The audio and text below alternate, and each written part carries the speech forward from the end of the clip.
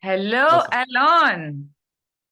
Hello, how are you Thank doing? I'm doing okay. How are you? I'm doing fine, thank you. Thank you for taking the time to do this with us today. Thank you for sharing your perspective. First, would you like to introduce yourself a little bit? I got to see you on your podcast, which, by the way, is great. I think you and your co-host are the perfect match. You're like fire and all over the place, and Elik is so calm and collected and chill. I think you balance each other very well.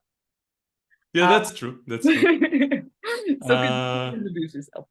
yes, I will introduce myself. My name is Alon. I was born in what I called Israel until a couple of years ago when I started calling it Palestine. But the fact is that I was born in Palestine, in occupied Palestine, um, uh, in a city called Kfar Saba, which is near Tel Aviv. It's a suburb of Tel Aviv. I grew up around Tel Aviv. So basically, I lived in Palestine all my life. Um, and I was always, in some sense, or as far as I can remember myself, I was always, in some sense, political, and I was always a contrarian to the status quo, and I always cared to some extent, but I wasn't always aware of what was going on because maybe we will touch on this later. It's really hard to be aware of what is going on in this society. Uh, Maybe I should say I was born with the identity of a Jew. Okay, it says Israel on my passport. It says Jewish on my Israeli identity card. Um, and I reject these identities, but it doesn't mean that the identities are not real. And it doesn't mean that they are unrelated to the way I grew up and who I am. But I was always an activist to some extent against oppression, against the occupation. When I heard that there was such a thing as Palestinians and that they were being oppressed by the Israeli army, immediately I was on their side. But it took me a long time to really go to the root of what was going on here. But in the last few years, I started calling myself more and more an anti-Zionist because I understood that the root of the problem here is Zionism. And again, I started calling this place Palestine, occupied Palestine. And now I can simply say that I'm anti-Zionist, pro-Palestine, pro the freedom of Palestine, which is just the name of this land between the river and the sea. And ever since October 7th, I realized that the situation here is dire and that urgent action is needed. So I started doing mainly online activism. Okay, I don't know if it's some people say that it's not worth as much online activism, but I think it's a big part of what we need to do. So I have a very active Instagram profile. And also two podcasts on YouTube with Elik that you mentioned. One of the podcasts is called One State Solution, which I kind of thought of as a joke at the time because maybe we will touch on this later. I'm an anarchist. I reached the point where I define myself, my political position, or one of my deepest political positions is anarchism. So I support a zero state solution, not a one state solution. Um, but the way that I thought about it was, okay, there is one land here, one state, and there are problems here. There are deep problems here, and we need to find solutions to these problems. So this is the name of one of the podcasts, and that's on my channel, The Hebrew Canaanite. And Elik has his own channel, and his channel is called Sound of Anarchy. He is a musician and also an anarchist.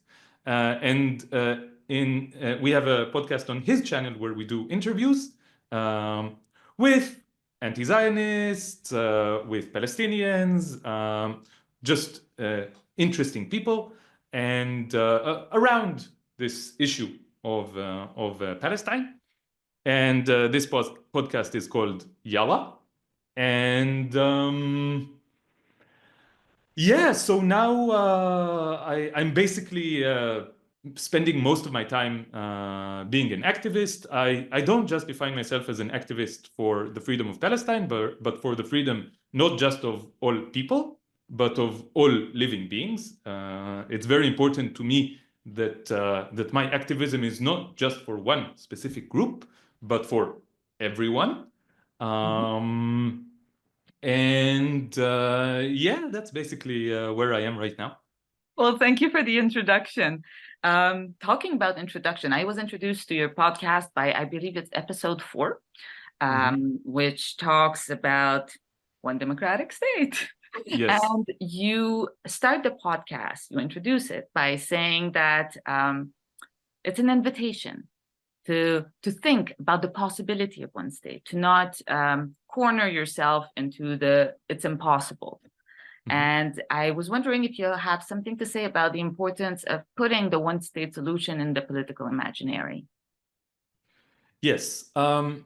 So it is my experience that whenever I speak with Jewish Israelis, or maybe a more accurate term to use is Zionists, people who are part of what I call the Zionist cult, and this is also, contentious, but this is the way I think about it, or hold the Zionist ideology, which is still contentious. Everything is contentious. So it's my experience that when I speak with them, it's really, really hard to even raise this thought of one democratic state for all inhabitants between the river and the sea. I remember when I was like 13, I think, I was in civics class in school. And I remember very explicitly a chart that they showed us about different approaches to the state of Israel. Okay? And it was like a spectrum. And there were extremes on the spectrum. And one extreme was something called in Hebrew Medinat Halacha, which means an ultra-Orthodox religious state. It's like approaches to the Judaism, to the role of Judaism in the state of Israel. So one extreme was Medinat Halacha, a religiously Jewish state. And the other extreme was a state for all its citizens, Medinat Kol Ezrachea, which is basically the Hebrew term for one democratic state, okay? And I remember it worked on me. Like, I knew that I supported a state for all its citizens. It just made sense to me. I was a naive 13-year-old, and I didn't know it was treason to believe that the state should belong to all its citizens. But then a few years later, I was in the Israeli army at the time. I was a soldier. Maybe we can talk about my feelings around that later. And I found a blog by this guy whose name is Yossi Gurvitz. So he passed away a few years ago, but at the time he was very active, and he was like the most unapologetically leftist Israeli person that I ever, was exposed to.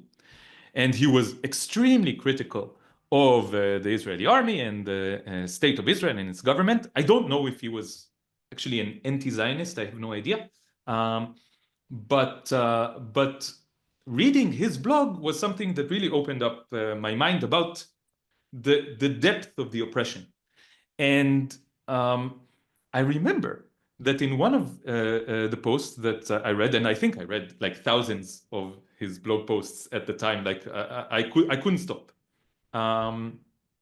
And he said, what do you mean that it's a question whether Israel should be a state for all its citizens? Like, it's not only that it's like, okay, so the main position within Jewish Israeli society about this concept of a state for all its citizens is that it's treason, like I said, that it's it's a no-go. You don't even talk about it, okay? And he was like, what do you mean? It's not even a question. A state needs to belong to all its citizens, otherwise it's not a state. It's a contradiction of terms. And I was like, oh, right. It's a contradiction of terms because it's such a simple idea, right? Like obviously.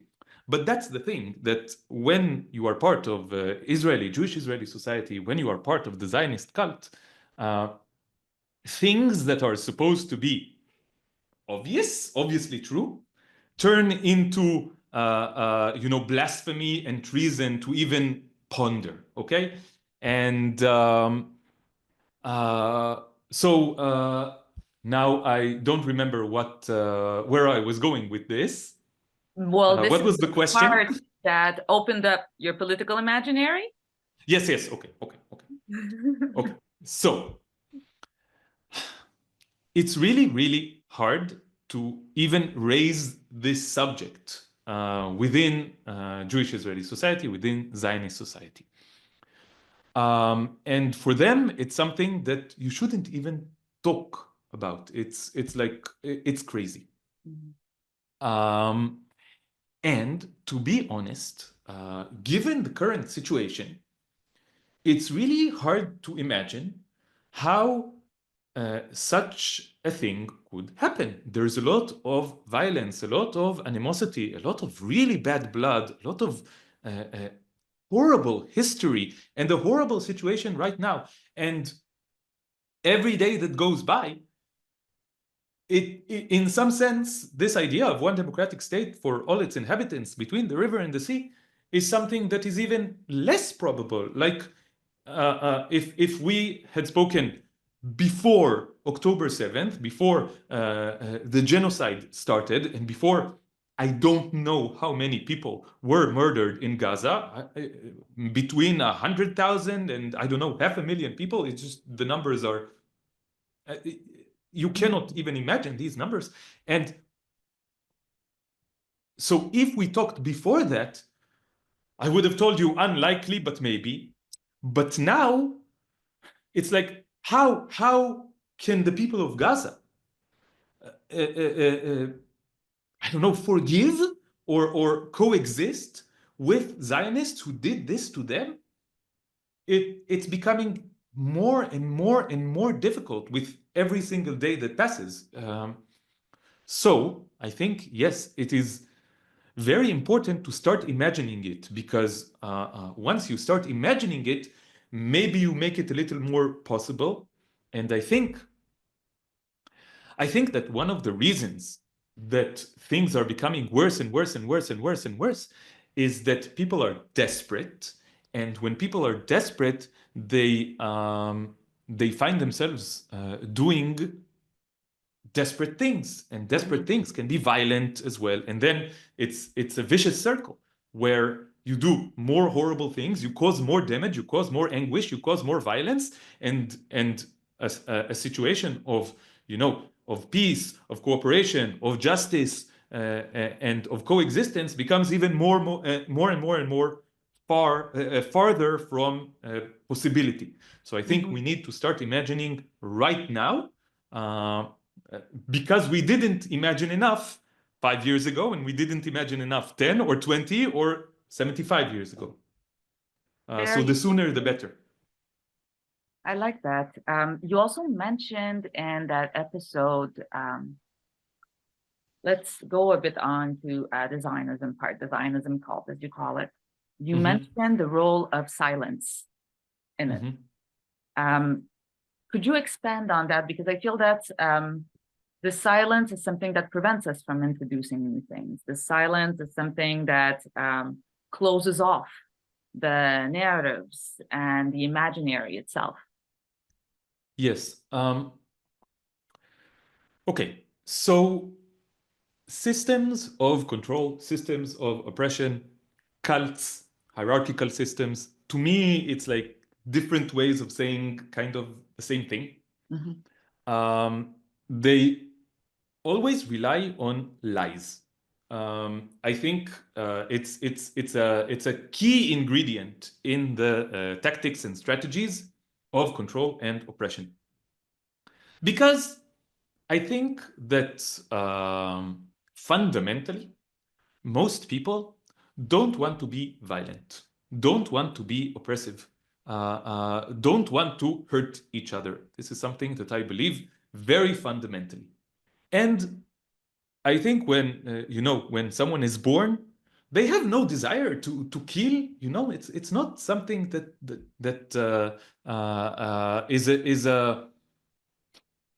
is a natural thing that people want to do. I think it takes a lot of convincing and manipulation and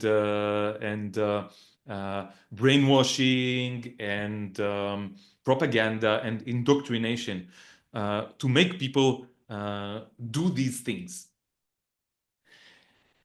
And therefore, it's no wonder that the system of Zionism uses a lot of indoctrination and propaganda. I think anyone who is a little bit exposed to how Israeli media works, how Israeli society works, can see how much of it is blatant propaganda. People in the West, they tend to laugh at, I don't know, North Korea and how much of their media is based on obvious lies, okay? And I'm not saying that's not true, but there is an expression in Hebrew, I don't know if it exists in Arabic or in other languages as well, which is the camel does not see his own hump. הגמל לא רואה את דבשתו. And it's like, maybe you should look at yourselves first. And I'm not even going to go into how much Western media is propaganda and indoctrination, but Israeli media, it's incredible. And it's even worse ever since October 7th. It ramped up several levels since then. That silence is basically blocking off the critical capacity of the society. Yes, so okay, so much of it is based on lies, but part of the lies is also obfuscation and just indifference and ignoring reality. I think a big part of the collective psychology of Zionism, which expresses itself in personal psychology of most individuals in this society, is ignoring the situation. And I can even tell you about myself. I told you, it took me a while to understand what was going on. When I was 20-something, okay, I was already quite politically aware. I was already against the occupation and the oppression of the Palestinians. But I went to a music festival, okay? It's called Indie Negev. It's an indie music festival with like thousands of people that at that time it happened every year, okay?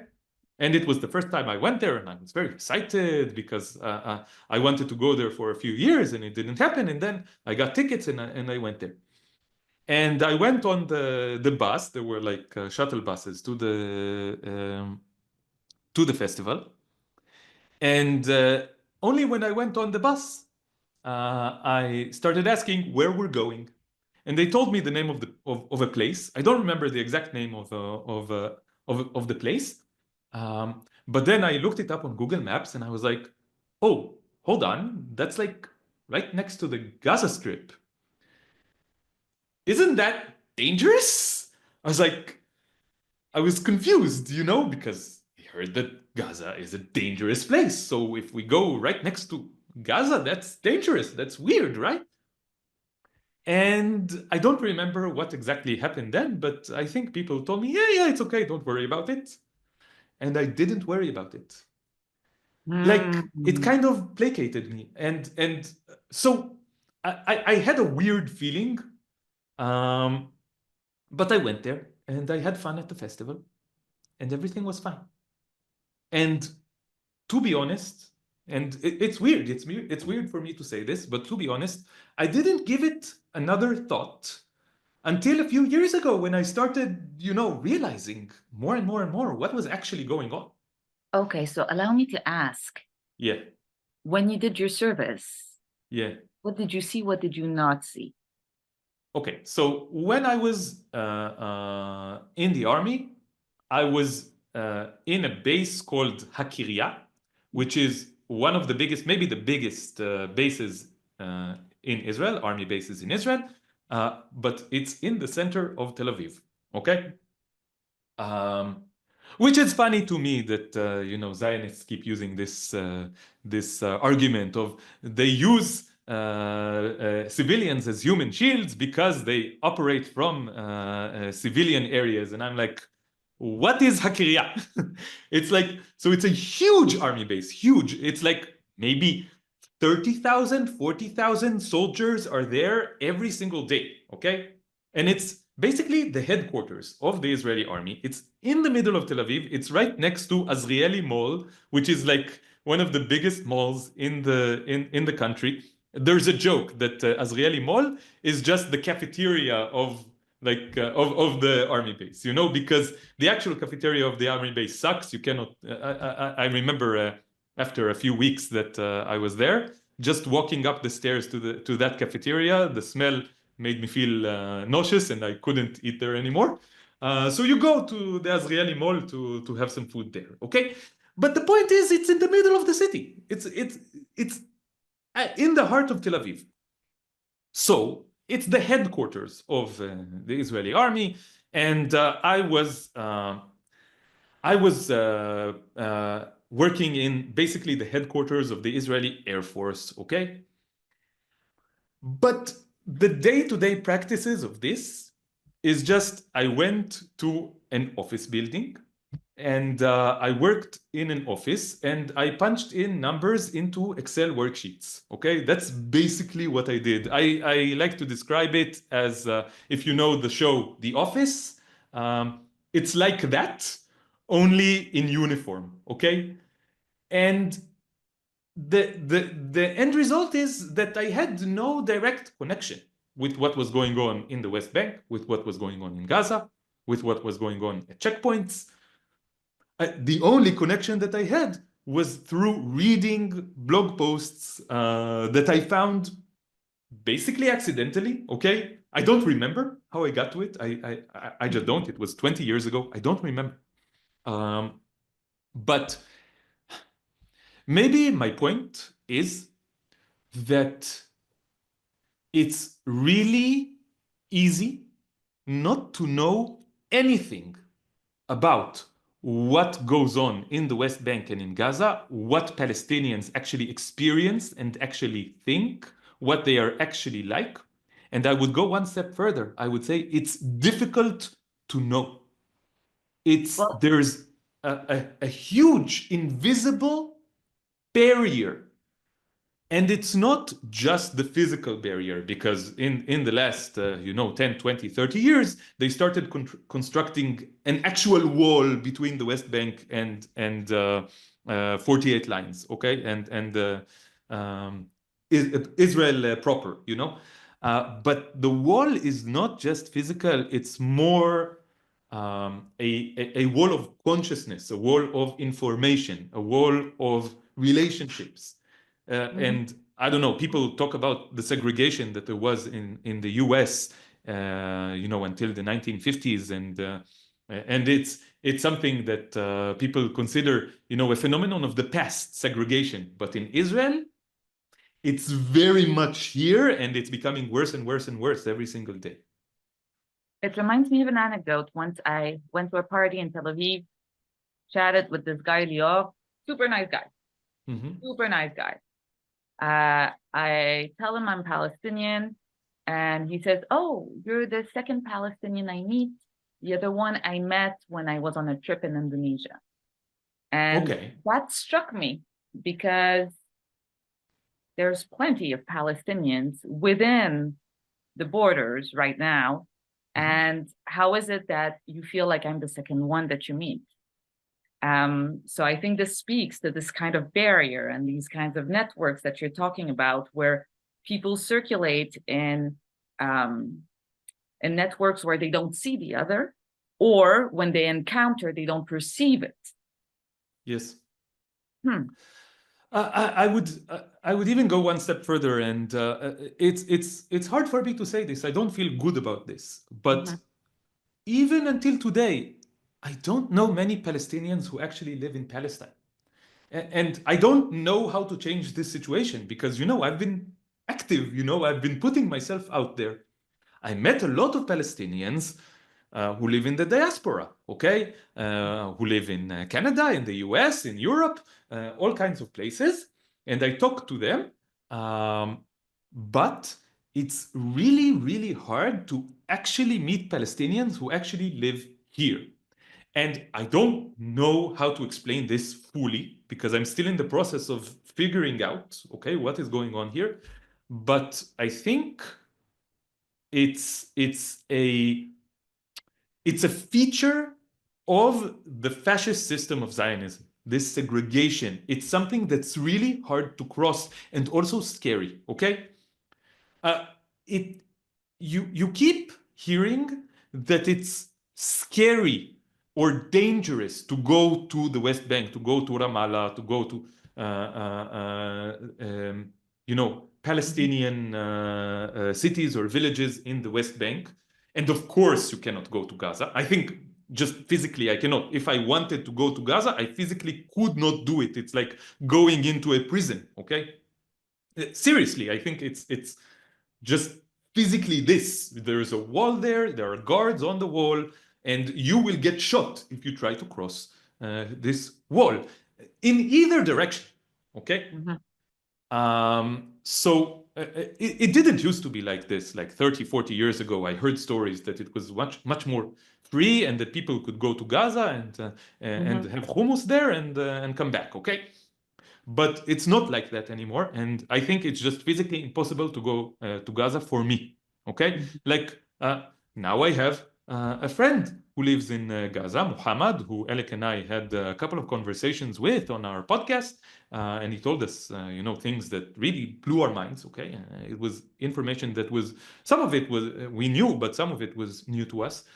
And he put a post on Instagram a few days ago where he said that he wants to go to the beach in a liberated Gaza and that the Zionists will not break him.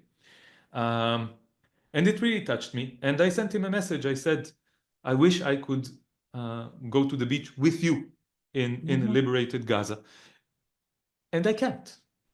I can't. And if let's take this back because I think this is it, All I'm asking, or all we're asking, is that we could sit on the beach in Gaza together. We could sit on the beach in Jaffa together. That Muhammad could come visit me. I am right now in Haifa, in the occupied Palestinian city of Haifa. And if Israelis hear me call Haifa an occupied Palestinian city, it's straight to jail for me, okay? Maybe I'm exaggerating, but maybe I'm not. Who knows?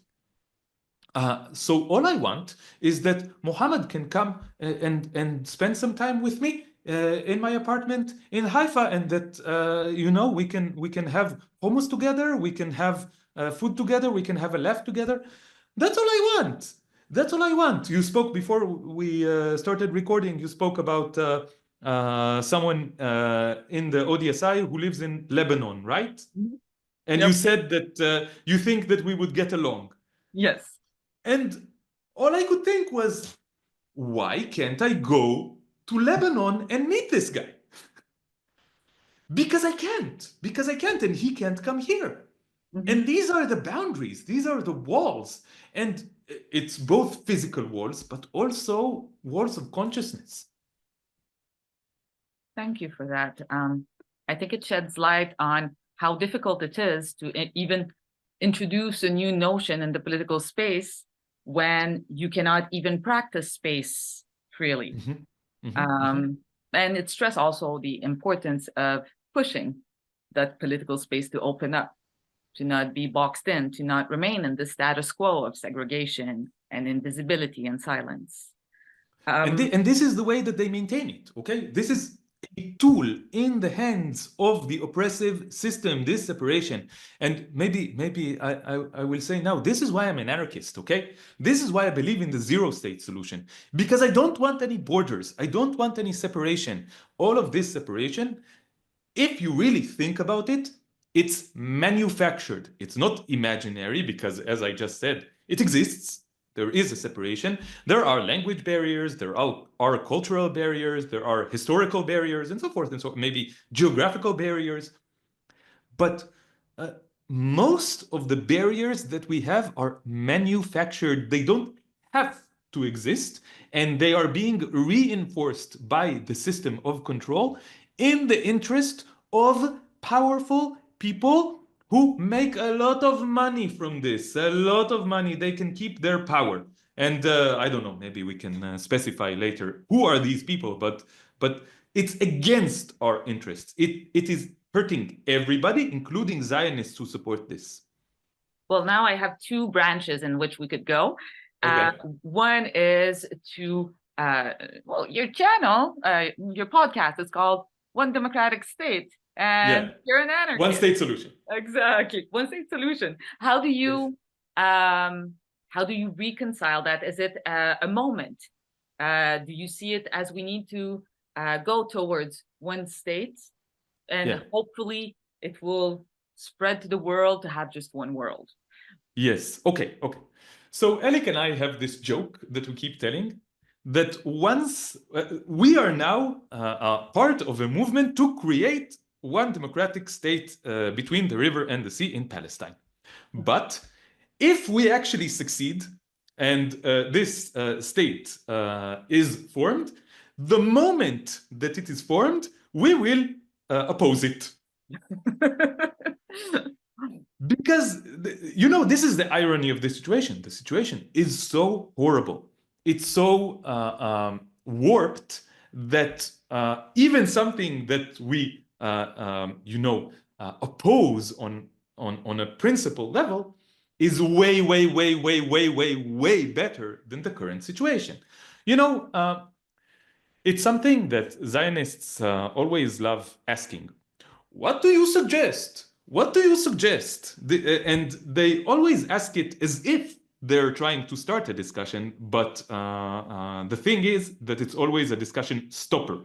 That when they ask, what do you suggest? They are actually saying something, and what they're saying is, there's nothing to be done. They're expecting you to go, oh, I don't know, I have no suggestions. That's what they're expecting you to do.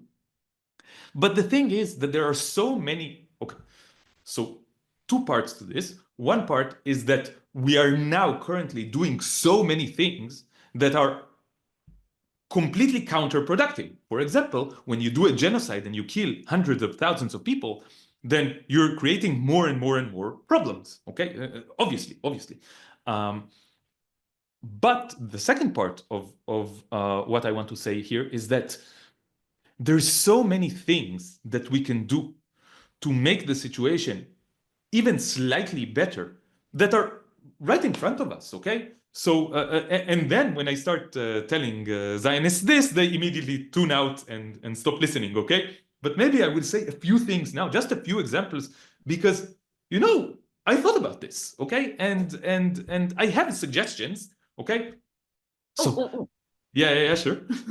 Do you want to make those suggestions in the language that they will understand? Do you want to make those suggestions in Hebrew? It will be too long, and I think the viewers will get bored. Okay. But maybe when I have like a slogan to say, I will say it in Hebrew. It's something that I sometimes do in our podcast, that I get upset about Zionists and I start speaking Hebrew. So maybe I will get inspiration to do it later in our conversation. But I really want to say, and again, I have hundreds of suggestions. Just ask, okay? Just ask, and I will give suggestions, okay? Let's hear it. But I will give a few examples, okay?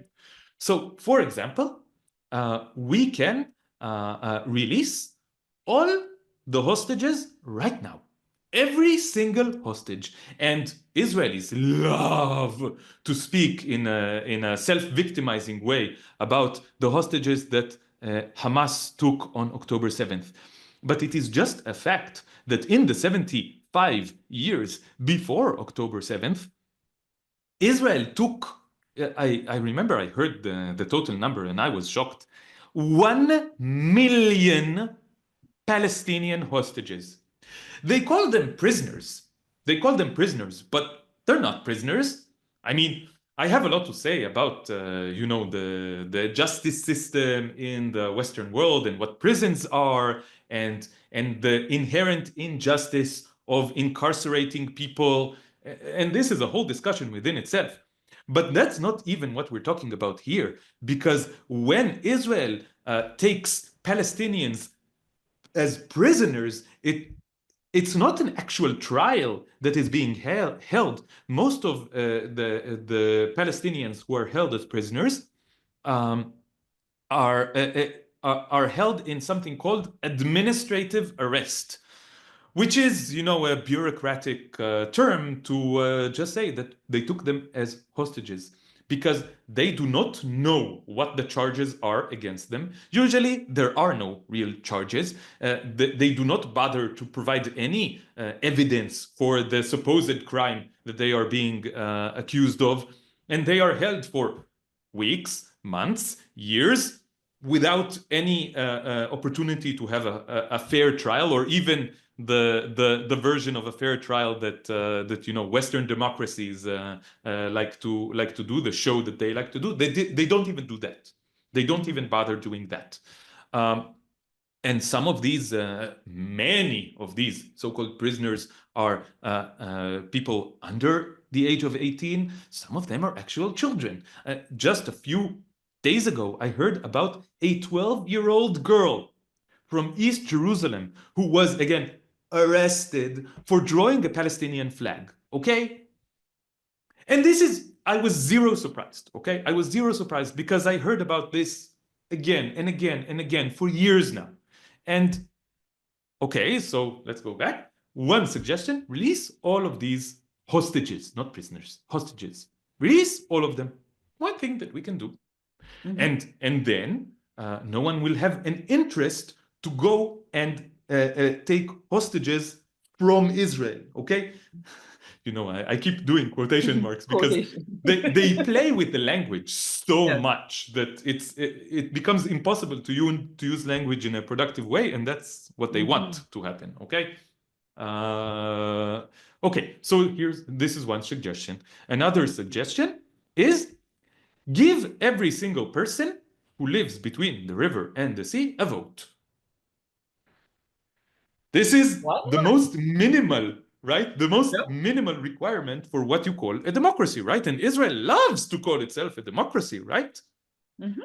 Give every single person who lives between the river and the sea a vote. Most Israelis would think that this is, such a crazy idea. But this will fix so much. This Mhm. will improve the situation so much. Instead of investing billions of dollars in weapons and in destruction and in war, invest, let's be modest, invest only 10% of it into education, into workshops of where people can get to know each other, when people can learn about each other. Of course, they would not want to do it because that's not the goal of the regime here. But Exactly. The suggestion you're bringing forward are yeah, basically dismantling the colonial apparatus. yes. But once you use this language, Oh, then yes. people will That's not how perceive you you bring as something dangerous. Yeah. So no, just practically, okay? Okay. But they don't want this. They don't want this because because this is dangerous to the continuation of the oppressive system of the regime. And this is exactly like if you ask me why I'm against Zionism, a very short answer can be because whenever I suggest common sense ideas for things that will make the situation here better, the objections that there is categorical and uncompromising objection to these ideas from the side of Zionists because it is opposed to the interests of the Zionist regime. So if you want proof that the Zionist regime is oppressive, the proof is that whenever you suggest anything that goes against oppression, the Zionist system opposes it. Yeah, well, one of the central concepts within the initiative is the depoliticization of identity. And to suggest that everybody has a vote would kind of hurt the Zionist idea of having different tiers and different politicized identity that have different rights and so forth and so on. Yeah, so Zionists love to say that the reason that Palestinians in the West Bank and in Gaza are different and don't deserve the same rights and opportunities that Israelis do is that they are not citizens of the state of Israel. But then we must ask a question, which is, why are they not citizens of the state of Israel? Who decided this, and out of what interests? Okay, it's not something that just happened. You know, there was a natural disaster and it created the separation, and now they are citizens and they are not citizens, so we have to play along with this. No, it's something that was decided for political reasons. And as you say, identity is heavily, ethnic identity, religious identity is heavily politicized in the state of Israel. This is one of the reasons that I say that Israel is not a democracy, because ethnic identity and religious identity cannot be so politicized in a democracy. It goes against the very the basic requirements for a democracy. And I started by saying that it says Israel on my passport and it says Jewish on my Israeli identity card. Okay, that's not entirely accurate. What it says on my Israeli identity card is a bunch of asterisks, okay? It used to say Jewish. When I got my first Israeli identity card at age 16, it did say Jewish. It says nationality, Jewish. Nationality, Jewish. Again, they like to play around with language. I don't know a nationality which is Jewish. I don't. You can say that it's an ethnicity, and that's even, even that is a little bit weird. You can say that it's a religion. Okay. You can say that it's a heritage. Okay. But a nationality, weird. It said nationality Jewish. What happened was that I think it was around a decade ago, between 10 and 15 years ago. There was some kind of problem with this. I don't know exactly where the objection came from, but people decided that it was just a little bit too overtly racist to have this,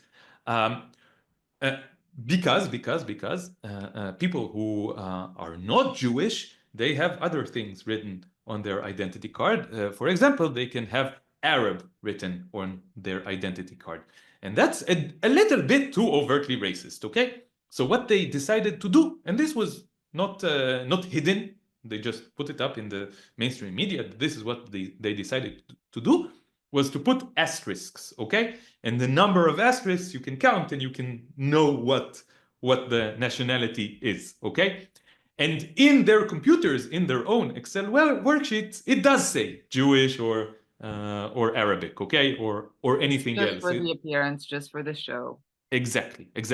So maybe technically it doesn't exactly say Jewish on my Israeli identity card, but it used to say it, and really it does still say it. Yeah. In your conversations with Muhammad, you really centered the return of the refugees as something critical. Yeah. Expand on that a little bit. Yeah, okay. So first I need to say it wasn't Elik and I who centered this subject. It was Muhammad who centered it. Okay. And for us, we knew that it was one subject that really that was really important to Palestinians and to the movement to free Palestine. Okay, and we talked about it way before we talked with Muhammad because we knew that it was an important subject. But what the conversation with Muhammad did for us was that it clarified to us that it's not just an important subject, but the subject. And again, I think this is evidence for how dangerous for the regime it is for people from different sides of this to communicate. Because even Elik and I, who invested a lot of effort into understanding, the struggle of Palestinians against Zionism, we were not aware of how central this subject was. And the very first time that we actually had a serious conversation with someone who actually lives in a refugee camp in Deir al-Balah, refugee camp in Gaza, it took us, I don't know, 20 minutes to realize that it was the central issue. And the way that Muhammad says it, and I think many more Israelis should be aware of this, but I will tell you a secret. When I send the link to this conversation to Israelis, specifically to my family, okay, they don't want to watch it, okay? And I ask, why don't you want to watch it? And they say, we listen, Alon, we disagree politically and we don't want to talk about it, blah, blah, blah, blah, blah, liberal, denialist bullshit, okay? And I'm like, what do you mean? It's just a conversation with someone who actually lives in Gaza. Just look at the conversation. It's not, they say that it's a political disagreement, whether to listen to people, I don't understand, okay? But never mind that. So it took us 20 minutes of talking to Muhammad to realize how central it was. And then we recorded another episode where we rewatched the conversation with Muhammad, and this allowed us to deconstruct so many Zionist arguments and propaganda points that we heard, we've been hearing all our lives, okay? And it's not easy to deconstruct them when you're part of Israeli society, when you're part of the Zionist cult, because they're constructed in a way that keeps your brain closed, and that's like hard to like deconstruct from the inside. But once you're on the outside, it's and you hear that Muhammad is saying. So what did Muhammad say to us? He said, I am a refugee. This is the first thing that he said to us when we asked Muhammad, please present yourself. Please introduce yourself. He said, I am a refugee. My family is from, I don't remember the name of the place he told us, but it was like right on the other side of the border of the Gaza Strip. And we had to escape. Like my family had to escape in 1948, and ever since, my family lived in this refugee camp in Deir al-Balah, refugee camp in the Gaza Strip, and I am still a refugee. And how do I know that I'm a refugee? For example, every month I need to go to the UNRWA offices to get help from UNRWA, okay? And they just remind me that I'm a refugee all the time. And so what we realized was that so many Palestinians see themselves as refugees, and not just because they like seeing themselves as refugees, but because this is the correct understanding of their situation. They live in refugee camps, or they live in places where they didn't want to live, but they were expelled to these places outside of Palestine or inside Palestine. And what they want is to stop being refugees. As simple as that. Would you want to be a refugee? I'm asking any person in the world, not anyone who is watching this conversation. Would you want to be a refugee? No. I wouldn't want to be a refugee. this is something that we can go into more deeply later. But I think in some sense, Israelis are also still refugees, and they do not acknowledge this enough. They are, and then they remain foreign in their own in the place that they live in. Yes, So very interesting.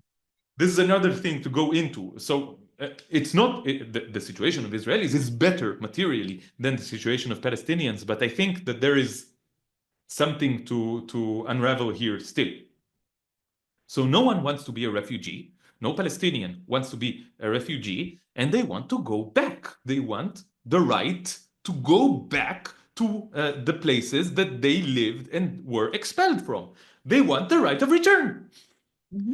And once you realize this simple point, once you go outside the barriers of Zionist propaganda and you listen, and you look back inside and you're like, wow, it's even more ridiculous than I thought, you know?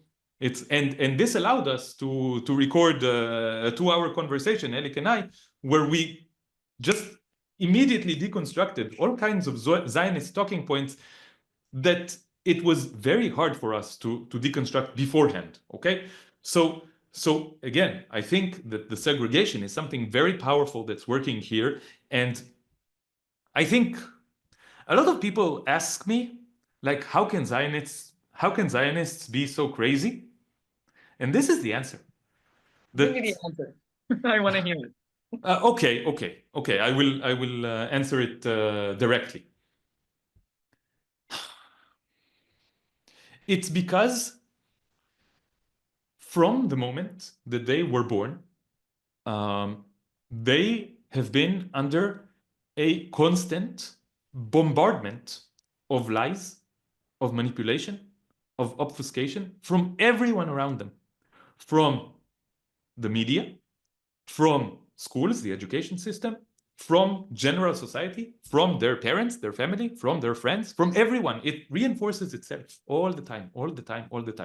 And from foreign forces. For example, many people know the name Sheldon Adelson, okay? Sheldon Adelson was one of the richest people in the world. And he and his family made their riches. If I'm, I hope I'm accurate with this. They made their fortune with gambling and other questionable endeavors in Las Vegas. Okay, like casinos and related things that I will not say because it's not nice to say such words. Okay, and this is one of the richest families in the world. And I don't remember the exact year, but I think it was like the early 2000s is where they started a newspaper, a new newspaper in Israel called Israel Hayom, Israel Today. And this was a newspaper that was much more right-wing than the usual mainstream media at the time. Now they're all right-wing. Okay, now they started a trend. Okay, and everyone followed. But it was kind of a Fox News in Israel, and it was handed out for free. Okay, and he owned this newspaper. Okay, he's a Jewish Zionist American billionaire. Okay. And this gave them a completely unfair advantage in the market of media in Israel. They handed out this newspaper for free, and everybody took this newspaper and read it. And this newspaper, it wasn't too overtly, extremely right-wing, but it was designed, and it was obvious to anyone who paid attention from the start, it was designed to shift the discussion in favor of Netanyahu and the Likud party, in favor of right-wing ideas, in favor of more extreme Zionism, more and more extreme Zionism. And it just worked. It just worked. So if you just look at it at grand scale, an American citizen, a citizen of the US, who happened to be a Jewish Zionist, invested, I don't know how many hundreds of millions or maybe billions of dollars into brainwashing the entire Jewish Israeli public in the direction of becoming, of going more deeply into the Zionist cult. This is just Yes. something that happened. Yes, we have a lovely member in ODSI who likes to remind everyone that most of the population they're not ideologues. They just follow what's given to them. They sense when the wind is turning, and to protect their own lives, they just go with the wind. Yes. So this Yes. is I want to comment on what you said. I want to comment on what you said. I think people tend to underestimate the role of norms in shaping society and in shaping human behavior. Okay? And norms are something that works on us, not just on the consciousness level, and that is, powerful enough as it is, but it also works on a very physical level. Okay? To me, the process of liberating myself and deprogramming myself from Zionism was also a process of becoming more and more hated, more and more lonely, more and more ostracized, more and more incapable of living inside this society. I don't have a job anymore. I don't have a way to support myself financially. My family is helping me, okay, but I don't. And I could not support myself financially in this society.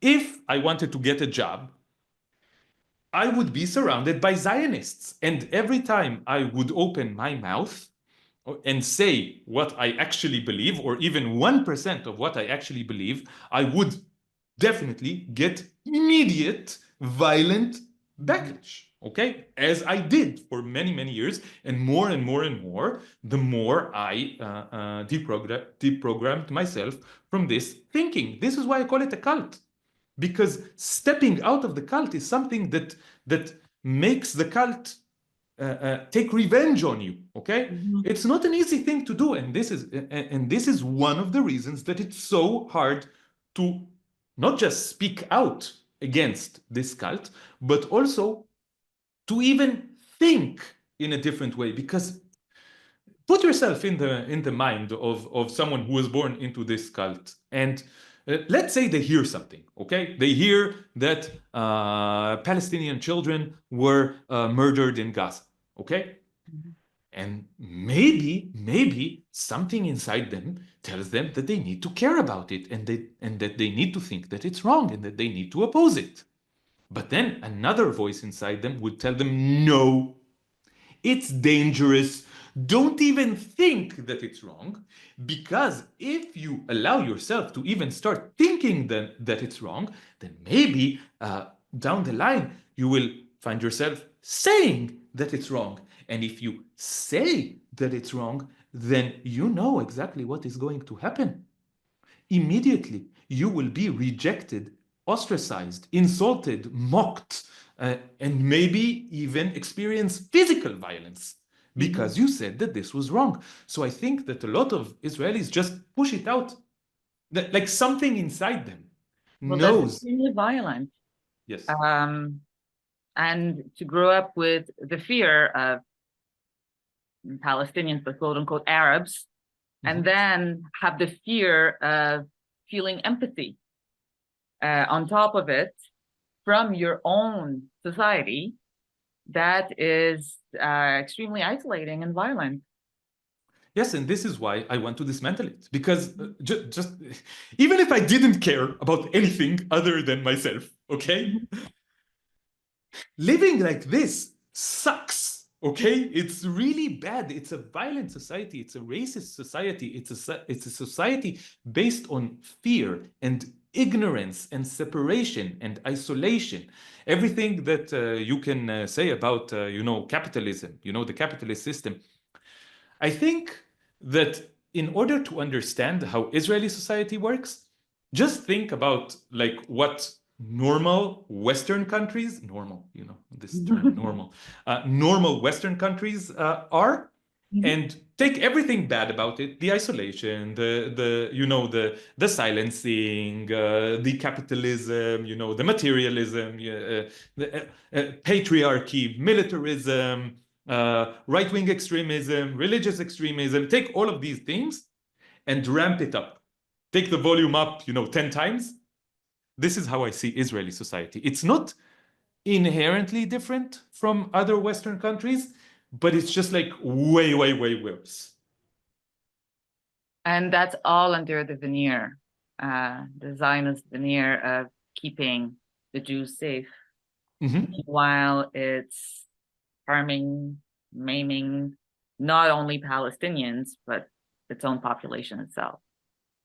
Yes, so this is something that's very important to tell Zionists, but to be honest, they don't listen, even when I tell them this, because they don't believe me or they don't want to believe me. I don't know. But I think that this situation, the Zionist project, the Zionist cult, this oppressive system, it's not just something that's oppressing Palestinians, it's oppressing also the Zionists themselves. And this is something that I think is true for all oppressive systems, that it doesn't really matter where in the hierarchy you are. You're still subjugated to the system. You're still a slave of the system. You're still serving the system. So eventually you will be discarded by the system if it's good for the system that your well-being is at this level, then it will give you this well-being. But if it's bad for the system, then the system will harm you anyway. And yes, Jewish Israelis are more privileged inside the system than Palestinians. This is an obvious statement, just a factual statement. But it doesn't mean that they are well off. It doesn't mean that the situation is good for them. For example, many Jewish Israeli parents need to send their children to kill and die. In battles in Gaza and in the West Bank, a lot of Jewish Israelis die, okay? And then they behave as, the ultimate victims, and they don't think about the Palestinian victims. And then you can be cynical about it. You can go, oh, they're just victimizing themselves, which is true because they're melodramatic and they're narcissistic and they're self-centered. It's all true. But it doesn't mean that they're not victims. It doesn't mean that this mother who is speaking melodramatically about her son who was a heroic soldier and was killed in battle in Gaza, and you think rightly, what did he go to do there? To kill Palestinians. So maybe it's good that he died. You can think that, but it doesn't mean that she didn't lose her son. Exactly. She will still feel pain no matter what. Yes. Yes. And this is why I say that Zionists are also victims of this system. And I think that the only way that we can truly bring, a solution to this land is by realizing that really everyone living here is a victim of this system, and everyone living here has a real interest in dismantling this system. Whether it's something that's possible to explain to Zionists because they are so caught up in this, I don't know, but I think that's the truth. Well, thank you for saying it like that. I'm just fishing again. Anything you'd like to say in Hebrew? In Hebrew, I'll talk to Zionists. Yes, I won't understand a thing, so feel free to say whatever you want. חברים, גם אתם קורבנות של הציונות. גם לכם אמור להיות אינטרס לפרק את המערכת הזאת. ככל שתפרקו את המערכת הזאת יותר מהר, יהיה לכם יותר ביטחון, יהיה לכם יותר חופש, ותוכלו לחיות את החיים שאתם רוצים לחיות. הסיבה שכל כך רע לכם, הסיבה שאתם כל כך מדוכאים, הסיבה שאתם מרגישים כלואים, הסיבה שאתם מרגישים בודדים, הסיבה שאין לכם תקווה, הסיבה שאתם מיואשים, היא הציונות. אם תפרקו את הציונות, זאת תהיה ההתחלה של התהליך של ריפוי. בבקשה, בבקשה, בבקשה, תסתכלו על מה שקורה פה ותראו שהכת הזאת היא הבעיה. Thank you, Alon. I basically said that the cult of Zionism is the problem, and this is the reason for all their sadness, their desperation, their problems, and that they need to look at it sincerely and see that this is the problem. Well, thank you for taking the time here to share your point of view and your knowledge and your journey. I'm happy to do anything that I can to promote a better situation in the land that I was born in. Yes, absolutely. Yes. So thank you so much. We're going to end the interview here.